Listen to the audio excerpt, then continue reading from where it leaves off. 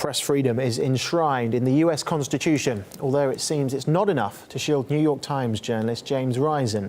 His exclusive revealing how the CIA, trying to undermine Iran's nuclear program, has seen him embroiled with the government and the courts. He may now face jail for not revealing his whistleblowing source, but he's not going into battle alone. Ganay Chichikan explains.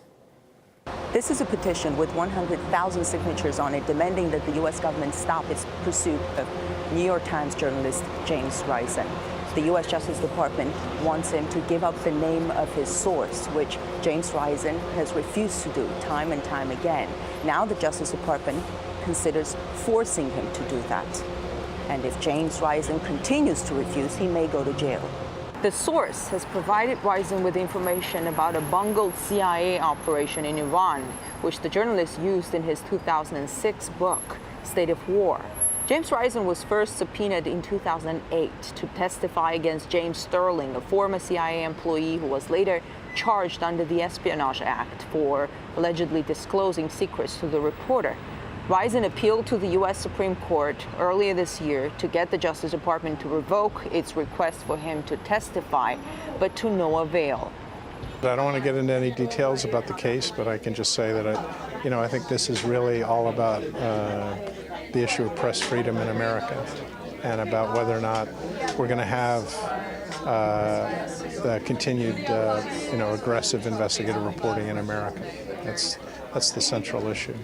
James Risen is a two-time Pulitzer Prize winner. One of his Pulitzers was for his reporting on the warrantless wiretapping program under George W. Bush, and another for reporting in the aftermath of the 9/11 attacks. Numerous press freedom groups and prominent journalists are now backing him by shedding light on his persecution. We think people like James Risen of the New York Times should be put on a pedestal. And the people in this Department of Justice building think he should be put in prison. We can't get the story unless people who know the story can talk to us without fear of retaliation. The Obama administration has already prosecuted more whistleblowers than all previous administrations combined. And the view that many people share here is that if the government is indeed successful in forcing the journalist, James Risen, to testify against his alleged source, it could be a major blow to investigative journalism in the U.S. In Washington, I'm Ganay Chichikan, RT.